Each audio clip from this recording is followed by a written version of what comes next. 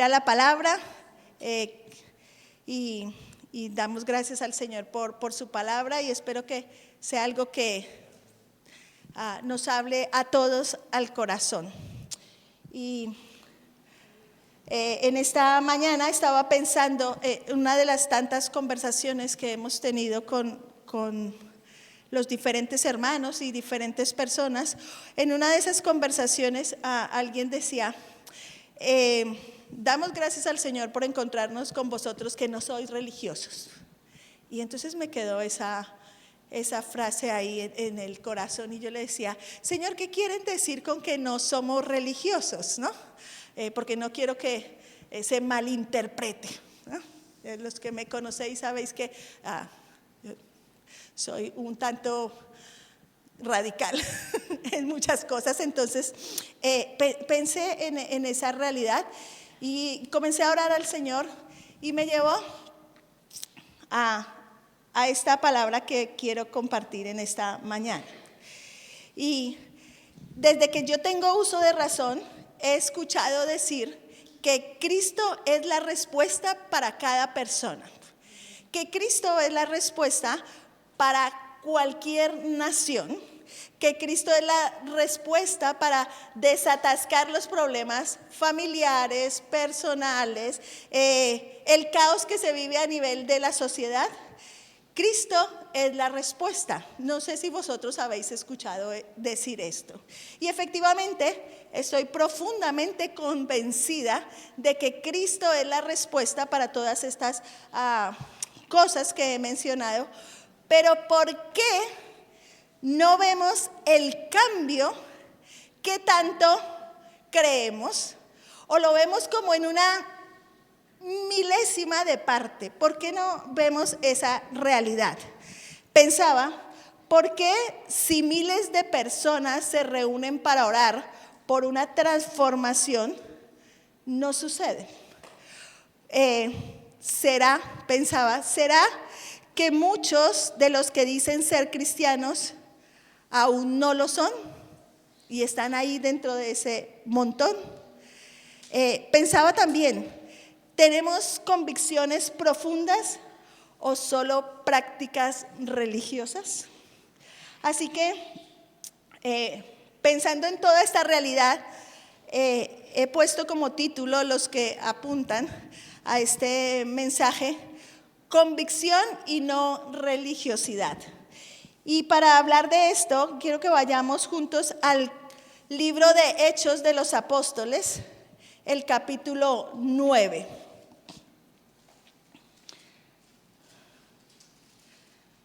Cuando lo tengáis, me lo podéis hacer saber con un amén. Juan, Hechos de los Apóstoles, capítulo 9. Amén. Allí encontramos las Biblias que tienen títulos, dice la conversión de Saulo. Y tal vez muchos de vosotros habéis escuchado acerca de este pasaje. Pero para los que no habéis escuchado de este pasaje, vamos a leerlo. Y dice la palabra del Señor de esta forma. Hechos capítulo 9, del versículo 1 al 19, vamos a leer. Saulo, respirando aún amenazas y muerte contra los discípulos del Señor, vino al sumo sacerdote y le pidió cartas para las sinagogas de Damasco, a fin de que si hallase algunos hombres o mujeres de este camino, los trajese presos a Jerusalén. Mas yendo por el camino, aconteció que al llegar cerca de Damasco, repentinamente le rodeó un resplandor de luz del cielo, y cayendo en tierra, oyó una voz que le decía, Saulo, Saulo, ¿por qué me persigues? Él dijo, ¿quién eres, Señor? Y él dijo, yo soy Jesús a quien tú persigues. Dura cosa te es dar coces contra el aguijón. Él, temblando y temeroso, dijo, Señor, ¿qué quieres que yo haga? Y el Señor le dijo, levántate y entra en la ciudad y te diré lo que debes hacer. Y los hombres que iban con Saulo se pararon atónitos, oyendo a la verdad la voz, mas sin ver a nadie. Entonces Saulo se levantó de tierra y abriendo los ojos no veía a nadie. Así que, llevándole por la mano, le metieron en Damasco, donde estuvo 3 días sin ver, no comió ni bebió. Había entonces en Damasco un discípulo llamado Ananías, a quien el Señor dijo en visión: Ananías. Y él respondió: heme aquí, Señor. Y el Señor le dijo: levántate y ve a la calle que se llama Derecha, y busca en casa de Judas a uno llamado Saulo de Tarso, porque he aquí, él ora, y ha visto en visión a un varón llamado Ananías, que entra y le pone las manos encima para que recobre la vista. Entonces Ananías respondió: Señor, he oído de muchos acerca de este hombre, cuántos males ha hecho a tus santos en Jerusalén, y aún aquí tiene autoridad de los principales sacerdotes para prender a todos los que invocan tu nombre. El Señor le dijo: ve, porque instrumento escogido me es este, para llevar mi nombre en presencia de los gentiles y de reyes y de los hijos de Israel, porque yo le mostraré cuánto le es necesario padecer por mi nombre. Fue entonces Ananías y entró en la casa, y poniendo sobre él las manos dijo: hermano Saulo, el Señor Jesús, que se te apareció en el camino por donde venías, me ha enviado para que recibas la vista y seas lleno del Espíritu Santo. Y al momento le cayeron de los ojos como escamas, y recibió al instante la vista, y levantándose fue bautizado, y habiendo tomado alimento recobró fuerzas, y estuvo Saulo por algunos días con los discípulos que estaban en Damasco. Hasta ahí vamos a leer. Y quiero extraer 3 puntos de este pasaje, donde estoy segura que el Espíritu Santo traerá luz a nuestro corazón. Hemos estado cantando durante toda esta mañana, ha sido un tiempo precioso, donde realmente el Espíritu Santo es el que toca las vidas. Por eso en esta mañana creo que el Espíritu Santo va a traer luz a nuestros corazones. Pero ¿quién era este Saulo del cual habla la palabra de Dios ahí? Pues Saulo era un perseguidor de la iglesia. Saulo nació más o menos entre el año 5 y 10 después de Cristo, y él nació en una ciudad que se llamaba Tarso, por eso se llamaba Saulo de Tarso. Era una ciudad de Cilicia, que es en este momento la actual Turquía. Era un judío fariseo. Ustedes saben que los fariseos eran los doctos de la ley de aquel entonces y eran como los principales, pero por eso ellos peleaban contra las enseñanzas de Jesús, iban en contra de las enseñanzas de Jesús. Aparte, él tenía una ciudadanía romana y tenía una cultura helenística. ¿Y qué es eso de helenístico? Una cultura, los estudiantes más o menos deben saber un poco qué era eso. La influencia helenística del apóstol Pablo era significativa, aunque no siempre era palpable, ¿no? El helenismo era la difusión de la cultura griega por todo el Mediterráneo y Oriente, y el helenismo asimila elementos de otras culturas. Entonces ellos creían en las cosas, en los dioses griegos, incluyendo los dioses del Olimpo, en las divinidades de la naturaleza, en los dioses, o sea, adoraban cualquier dios.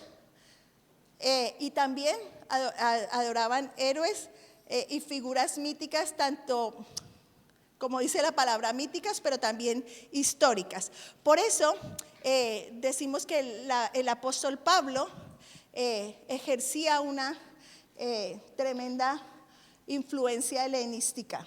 Él fue educado en Jerusalén bajo el rabino Gamaliel. Ustedes lo pueden leer también en la escritura, y en Hechos 2 él dice que él fue instruido bajo Gamaliel, que era un prominente fariseo del Sanedrín. O sea que Pablo no era cualquier desconocido, que lo conocían solamente en su casa. Pablo era una persona que sabía lo que hacía. Hablaba hebreo, arameo, griego y probablemente hablaba también latín. como alguno de nosotros quisiéramos, pero no, ese era. Pero también era un perseguidor acérrimo de todos los cristianos, porque él consideraba el cristianismo como una secta herética. O sea, eso se salía de la estructura de la ley y por eso Pablo perseguía a los judíos. Él estuvo presente en la lapidación de Esteban, que fue el primer mártir cristiano. Él estaba ahí, lo podemos ver en Hechos capítulo 7, si ustedes lo leen ahí, van a ver que Pablo estaba ahí apoyando eso. Así que esa es una pequeña reseña de la historia de Saulo. Lo podéis ver en el libro de los Hechos, os animo a leerlo. Así que cuando pensamos en la vida de Pablo, podemos ver que la religiosidad puede llenar la mente, porque Pablo era una persona muy docta, pero la religiosidad puede llenar la mente, pero el espíritu transforma el corazón. Y por eso cuando me dijeron, no son personas religiosas, entonces yo pensé, ¿a qué te quieres referir? No son religiosas, pero yo contesté, sí tenemos convicciones profundas en cuanto a esto y esto, de acuerdo a la conversación que estábamos teniendo. Así que no sé qué tipo de persona eres tú, si eres una persona religiosa o tienes convicciones profundas y radicales. Y como os decía, de este pasaje quiero tomar 3 aspectos importantes. Y el primer punto que quiero tratar es que el Espíritu Santo es quien transforma. Y cuando vemos este pasaje de la conversión de Saulo, ya podemos ver que Saulo, aunque era una persona religiosa, conocía la ley, conocía todo lo que decía la Torá en aquel entonces. Era una persona que creía que Jesús no era el Mesías. Por lo tanto, él perseguía a los del camino, que así eran llamados los cristianos en aquel entonces. Muy posiblemente eran llamados así por lo que Jesús dijo en Juan cuando dijo, yo soy el camino, la verdad y la vida. Entonces, muy posiblemente se les llamaba los del camino por eso. Así que cuando miro la historia de Saulo, me doy cuenta de que él iba por el camino. Y dice que antes de llegar a Damasco, ahí cerca de Damasco, se le apareció un resplandor y lo tiró a tierra, ¿no? Y entonces Saulo escucha una voz que dice, ¿por qué me persigues?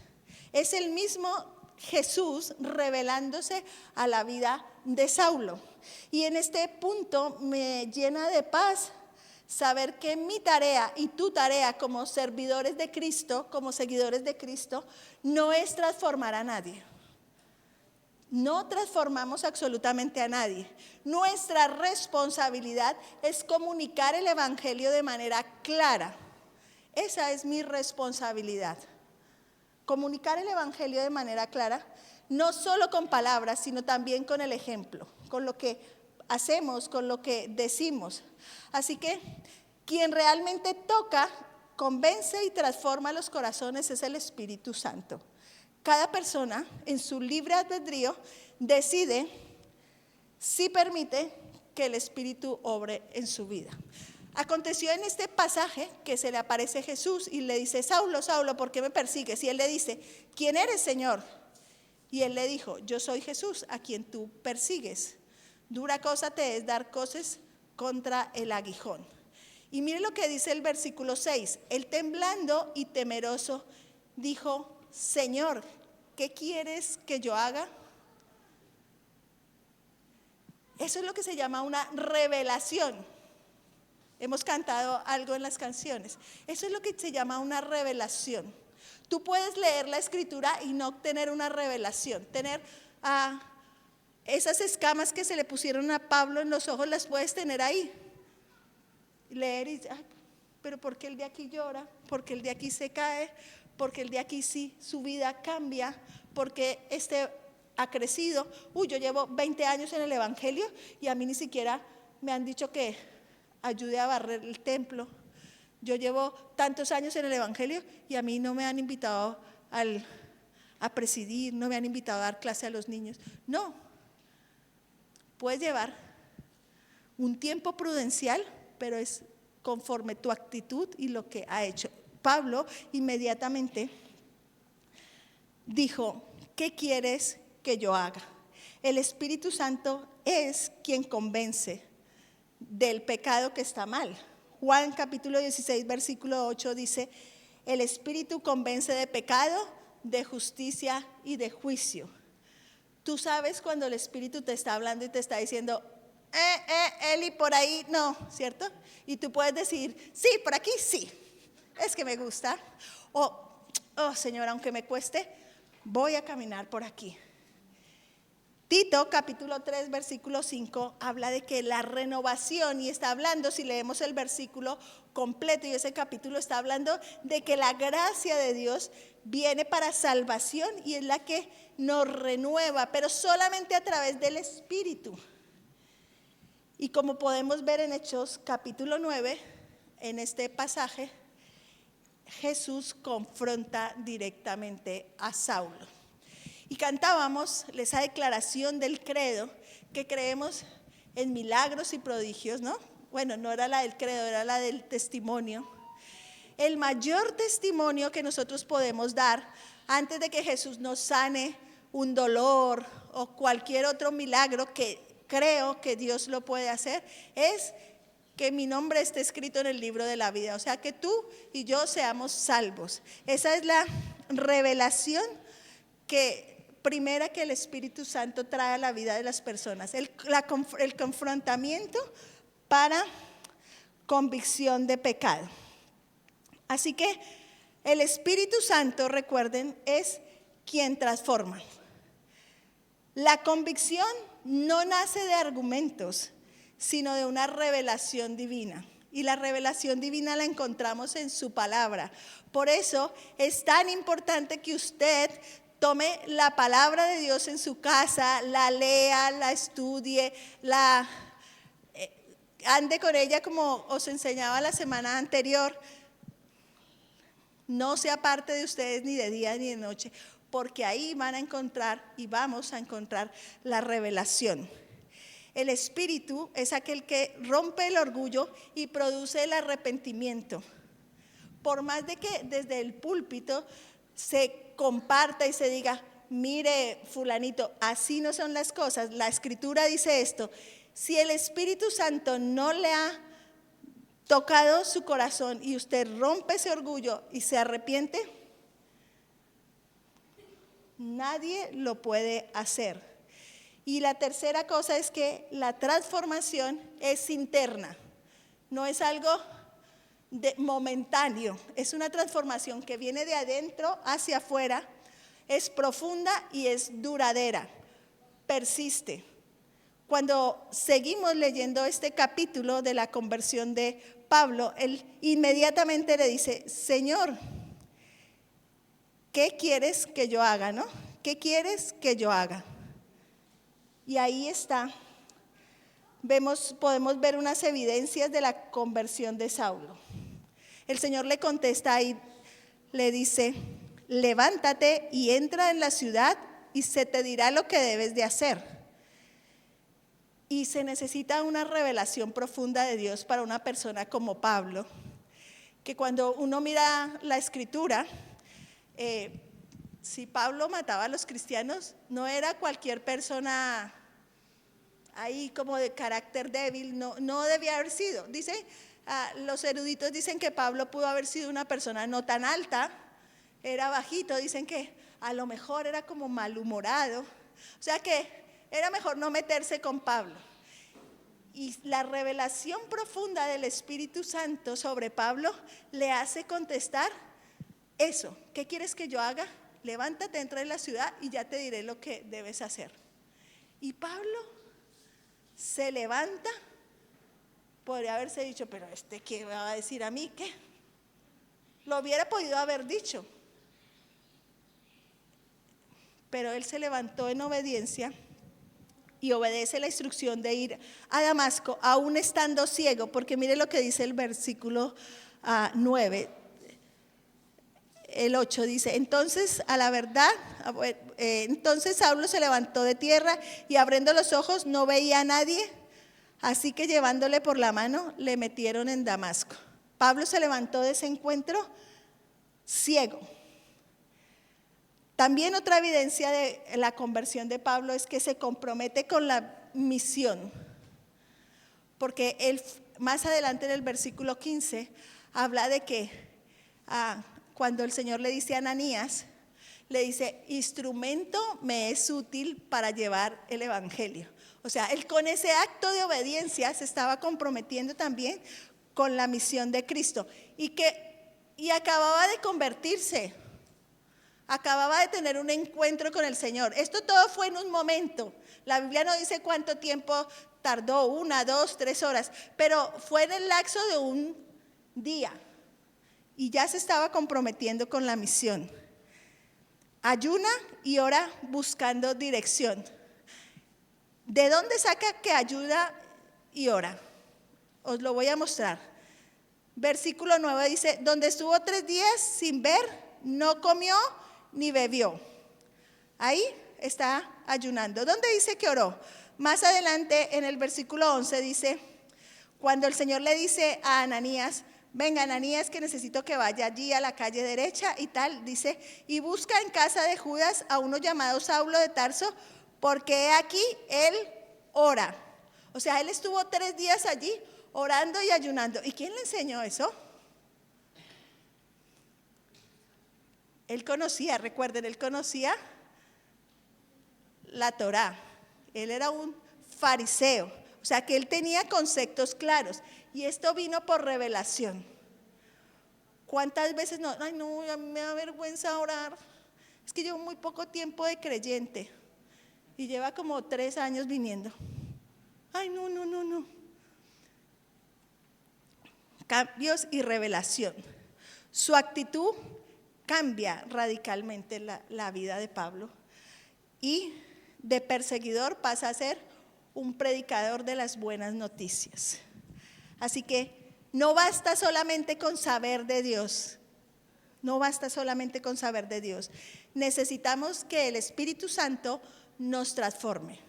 Pero para eso el Espíritu Santo quiere transformar nuestras vidas. Y de seguro está tocando la puerta de tu corazón, pero tú tienes que hacer como Pablo. Decidir levantarte de la tierra en donde estés, llámale tierra a lo que tú le quieras llamar, lo que tengas ahí atascado, y comienza a obedecer las instrucciones del Señor. Otro punto, segundo punto, los hombres son canales, no autores del cambio. Y pensaba en esto porque muchos piensan que si las personas que vienen o van a cualquier congregación no muestran cambios en sus vidas, en su manera de vivir, en sus hábitos, vicios, pecados, es culpa del pastor o del liderazgo de la iglesia. Muchos piensan eso. Ay, no se junten con los hermanitos esos de allí, los que se congregan por allí en tal sitio, porque si ustedes vieran esos hermanos, no, que no nos vayan a contaminar. Y pensamos muchas veces, ignorantes de nosotros, que son las personas, el liderazgo, el pastor, las personas que están ahí, los que hacen que las personas cambien. No. Los hombres de Dios, los hombres que sirven, obedecen, enseñan, dan ejemplo, pero es el Espíritu Santo el que transforma tu vida y mi vida. No somos más que canales. A mí me encantaría poder tocar ese instrumento y que sonara. Y sobre todo cuando tengo alguna reunión que no tengo ninguno de los que toca, que quisiera que se interpretara alguna alabanza, entonces me provocaría como que pudiera hacerlo. Pero no lo puedo hacer. A lo mejor si yo me pongo a estudiar, a lo mejor algo sacaría. Pero yo jamás voy a ser la autora del cambio de transformación en la vida de las personas. Yo os puedo enseñar, os puedo hablar, os puedo mostrar con mi ejemplo, pero es el Espíritu Santo el que toca tu vida para ser transformadas. Hechos capítulo 2, versículo 37, ¿recuerdan cuando vino el Pentecostés? Y Pablo comienza a predicar. Me encanta porque lo que Pablo hablaba era lo que la gente ya sabía y conocía. Él comienza a hablar de Moisés, comienza a hablar de José y todas esas historias de cómo Dios traía siempre un Salvador, una imagen del Salvador a su pueblo para que se volviesen al camino. Y llega un momento en el que dice, habla de Jesús y dice, a este matasteis. Esa era toda su predicación. Y dice que en ese momento que Pedro predica, el Espíritu compunge los corazones. Y ese compungir es que el Espíritu confronta a la persona con su pecado. Yo puedo decir, oiga, fulanito de tal, mire, por favor, deje de ser adúltero, deje de ser fornicario, deje de ser mentiroso, deje de ser avaro. Y a lo mejor le entra por este oído y le sale por aquí.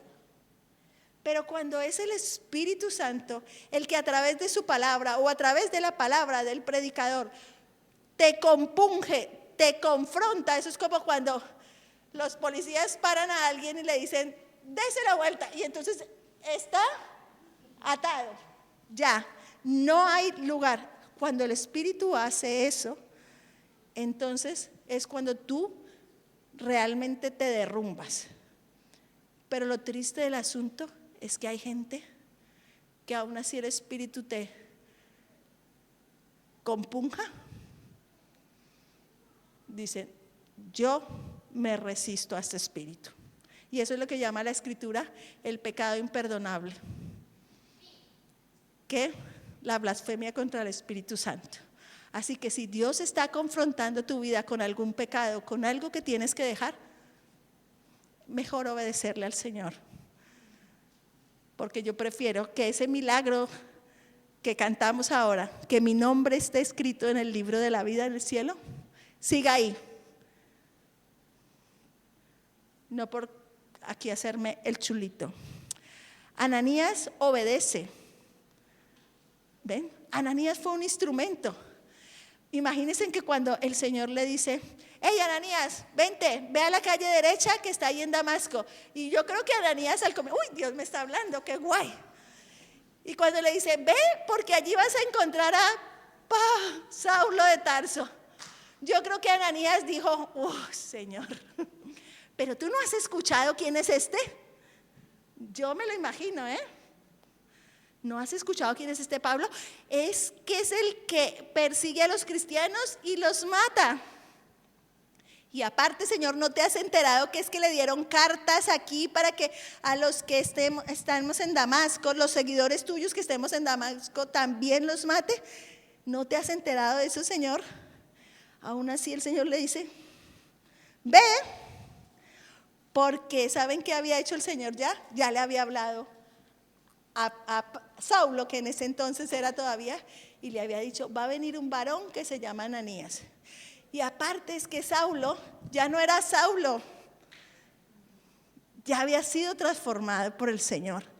Entonces, Ananías simplemente obedece. Mire lo que dice el versículo 17. Fue entonces Ananías y entró en la casa y poniendo sobre él las manos dijo, hermano Saulo, el Señor Jesús, que se te apareció en el camino por donde venías, me ha enviado para que recibas la vista y seas lleno del Espíritu Santo. O sea, él solamente obedeció. Yo pongo las manos, mis manos no tienen nada milagroso, nada, es el poder que emana de lo alto. Y fue Pablo lleno del Espíritu Santo. Primera de Corintios 3, 5, 7 dice, Pablo y Apolo son servidores, ¿cierto? Había hoy una discusión de, no, es que a mí me bautizó a mí me bautizó aquello. Pablo dijo, uy, menos mal yo no he bautizado a ninguno. somos servidores. Tú y yo somos servidores, así como lo fueron Pablo, lo fueron Apolos y todos los que aparecen en la Escritura, somos servidores del Señor. Y otra cosa importante, la iglesia, que somos tú y yo, estamos para edificar, no para salvar. Que tú entres por esas 4 paredes, por esas puertas, cada domingo, cada jueves, el estudio bíblico, eso no te va a salvar. Eso te va a edificar y es importante porque debemos crecer. Debemos crecer. Por eso la Escritura dice en Efesios 4, el versículo 11 y 12, dice que Él, también lo cantamos esta mañana, cuando murió en la cruz, dice que Él descendió a lo más profundo, allí arrebató las llaves de la muerte, por eso nos dio vida eterna, pero también arrebató todos los dones y nos dio dones y ministerios a los hombres. Así que tú sabes si estás ejerciendo tu don, tú sabes si estás ahí dejándolo empolvar, lo que Dios te ha dado. La iglesia edifica. Así que el segundo punto es, los hombres somos canales, no autores del cambio. ¿Qué tenemos que hacer nosotros? Ser canales fieles, canales que estemos dispuestos y que seamos humildes y reconozcamos que por más que Dios nos use, que oremos por las personas y las personas se arrepientan, que oremos por las personas y las personas se salven, que podamos entablar conversaciones con nuestros amigos y acepten venir a la iglesia, que tenemos que reconocer que es solamente el obrar de Dios a través nuestro. Somos canales, meros canales.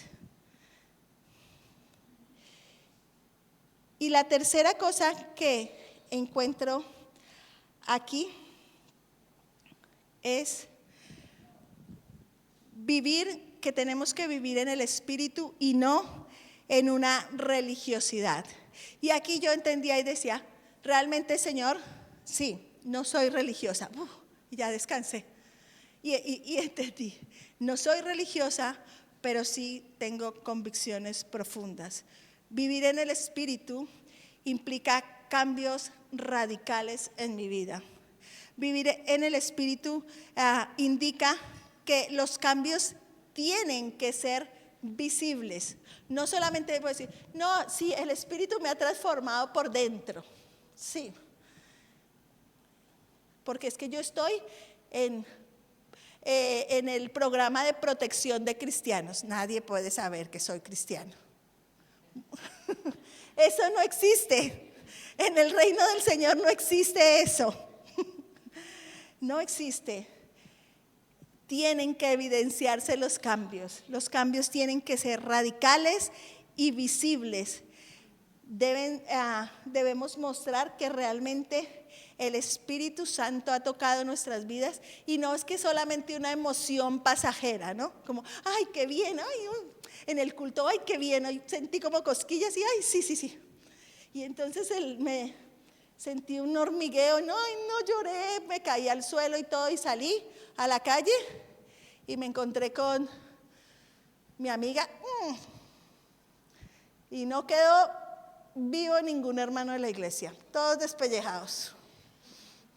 No, los cambios tienen que ser profundos y radicales. Cuando Pablo se convirtió, él no estaba haciendo un paripé.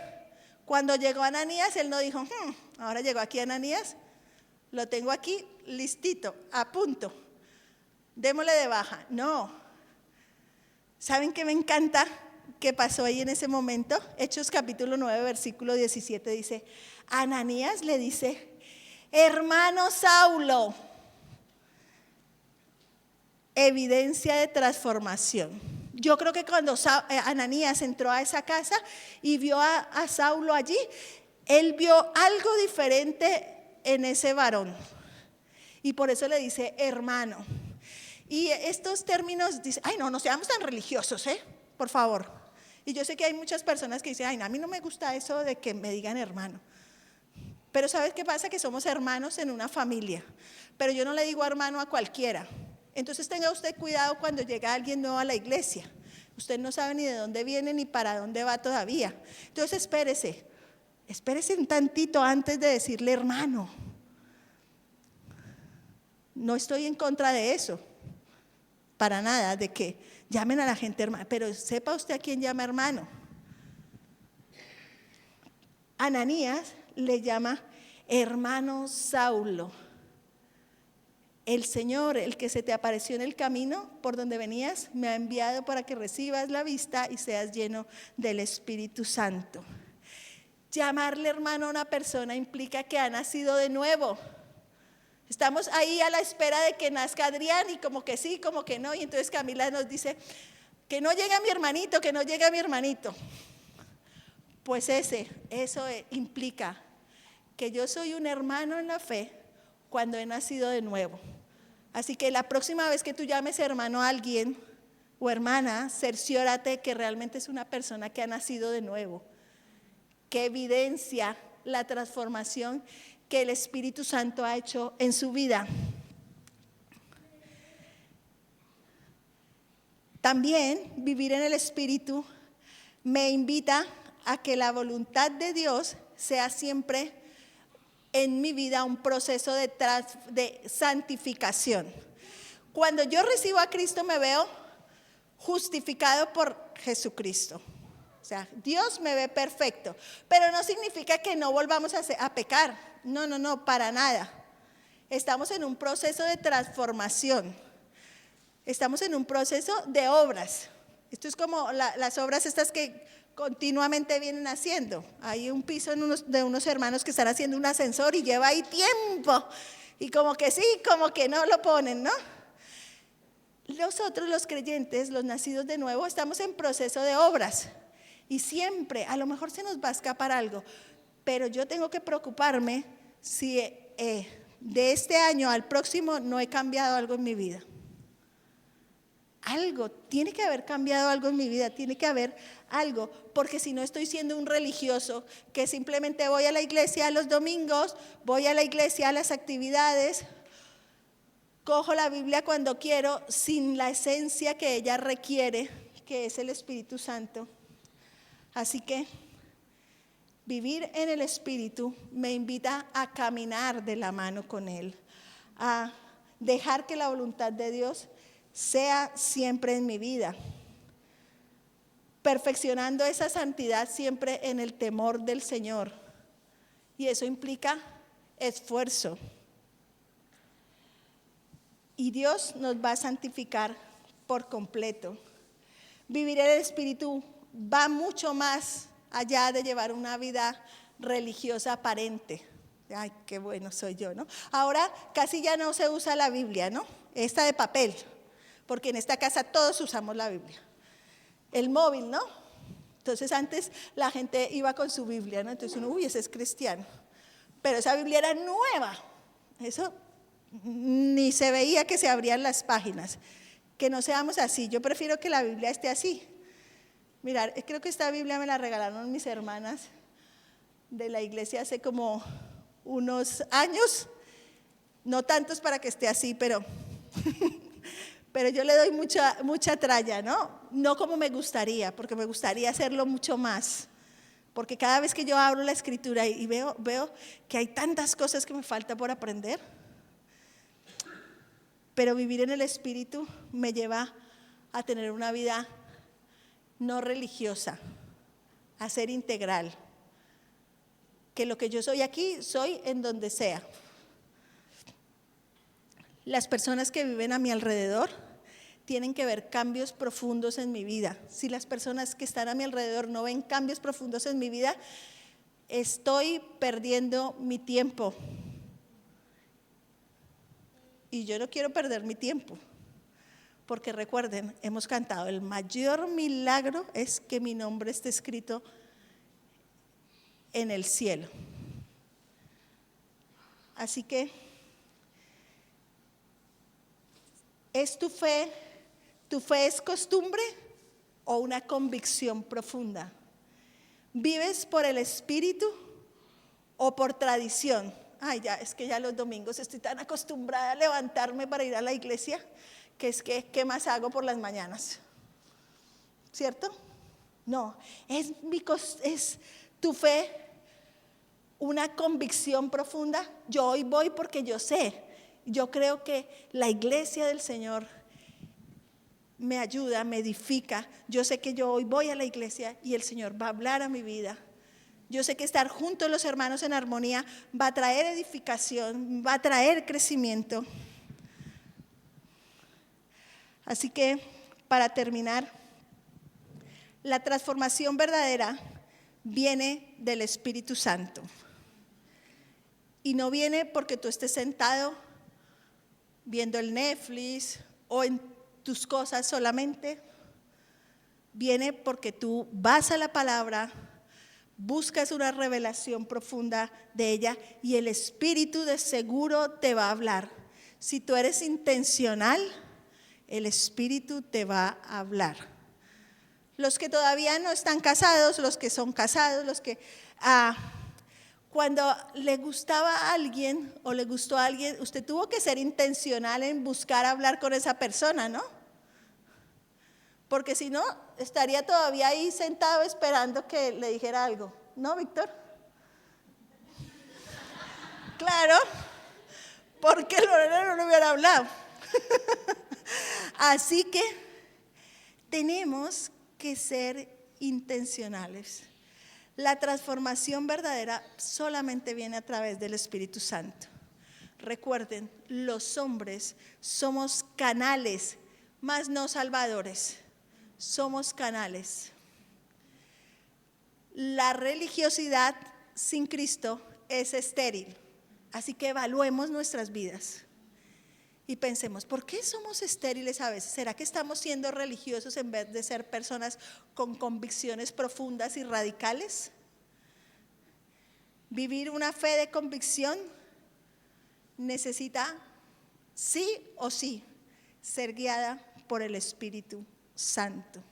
Así que en esta mañana, no sé cómo esté siendo tu fe, si eres una persona de convicciones profundas en lo que crees, como cantamos ese credo, creo en esto, en esto, en esto,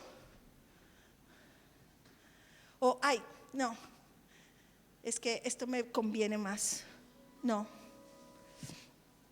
Dejemos que el Espíritu Santo sea quien nos transforme. Echemos mano de las personas que Dios coloca a nuestro alrededor para bendecirnos, para hablarnos, para enseñarnos la palabra. Echemos mano de los hermanos, de la familia en la fe que tenemos. Porque la Escritura también dice que hierro con hierro se acusa. Y qué feo es que en una familia todos fuéramos iguales, ¿cierto? Yo tengo 6 hijos y ninguno de mis hijos es igual. Hay una variedad y tú te vuelves la cabeza al revés cuando piensas en qué hacer para que todos estén contentos, ¿no? Y Dios, yo creo que le pasa igual con nosotros, pero Dios, que es tan sabio, dice que somos un cuerpo y a cada uno nos dio una función. Y en mi casa hemos descubierto que cada uno tiene su talento, su carácter, y eso nos ayuda. A veces como que nos enfada a unos más que a otros, ¿no? Pero así es la iglesia del Señor. Y necesitamos dejarnos transformar por el Espíritu Santo. Necesitamos caminar juntos para que esa revelación del Señor nos transforme así como transformó a Saulo. ¿Saben qué me encanta cuando les daba ese apunte de que Saulo tenía esa pequeña cultura helenística? Muchos podrían decir, uy, el Señor se la hubiera quitado de tajante. No, saben que muchas cosas que nosotros tenemos el Señor las transforma para bien. Si Pablo no hubiese tenido esas características, tú y yo no estaríamos aquí. Claro, Dios hubiera hecho otra cosa, lo sé, estáis pensando eso. Pero el Señor Jesús escogió a Pablo porque Pablo tenía esta característica. Pablo, por esa característica helenística fue que se pudo parar en el Areópago y dijo: os voy a predicar al Dios no conocido, porque conocía la cultura griega. Pablo se pudo parar frente a otros porque él tenía otro lenguaje diferente, filosófico, que podía llegar a otros. Y Pablo, por esa cultura helenística que tenía tanta realidad de que la salvación era para todos, él creía que la salvación que traía Jesucristo era para todos. O si no, los otros apóstoles se hubieran quedado ahí predicando solamente al mundo judío. ¿Ven? Como lo que tú tienes, Dios lo puede transformar para que otros le conozcan. Así que yo te voy a pedir que te pongas en pie y vamos a orar y le vamos a pedir al Señor que hoy su Espíritu Santo nos toque. Hoy su Espíritu Santo nos dé una revelación profunda, la que tú necesites. Tal vez lo que tú necesites hoy no es lo que yo necesito, pero te voy a invitar a que hoy hagas algo. Cuando llegues a tu casa, cojas la palabra de Dios, que es esta, la Biblia, ahí si la tienes en tu móvil, la tienes en papel, y dile: Señor, yo quiero comprobar si esto que hoy me dijeron allí es real o no. Y estoy segura que el Espíritu Santo va a tocar tu vida y te va a dar una revelación. Y si el Espíritu Santo no te confronta, entonces, como dirían los extremeños, apaga y vámonos. Pero estoy tan segura de eso, que Dios va a confrontar tu vida. Si no es hoy, a lo largo de la semana. Y tú vas a tener que tomar una decisión de decir: Señor, como hizo Pablo, ¿qué quieres que yo haga? Y rendirte completamente para que Él te use y tu familia le conozca y tú puedas crecer. Padre, te damos gracias por tu palabra. Gracias porque ejemplos como los de Pablo en la Escritura nos animan, nos alientan y nos dejan ver lo grande y maravilloso que tú eres.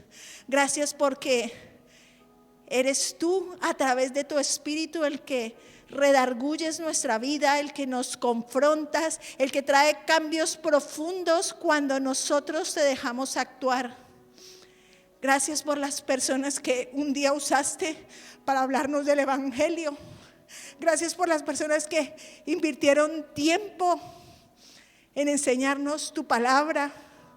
Gracias porque, Señor, hoy podemos entender que han sido canales que tú has usado para llevarnos donde tú quieres, Señor. Y en esta mañana, Señor, podemos entender que tú tienes planes de bien, Señor, para todos nosotros. Y planes de bienestar que nos lleven a lugares, Señor, que nosotros no nos hemos imaginado. Padre, trae hoy convicción a tu iglesia. Trae hoy, Señor, un renuevo, Señor, a tus hijos. Trae salvación a aquellos que la necesitan. Queremos descansar en esta mañana en ti, sabiendo que tú eres un Dios vivo, real, un Dios que anhela, Señor, una iglesia santa y sin arruga, que anhela, Señor, que tu creación pueda adorarte con libertad. Bendice, Señor, a tu pueblo en el nombre de Cristo. Amén y amén.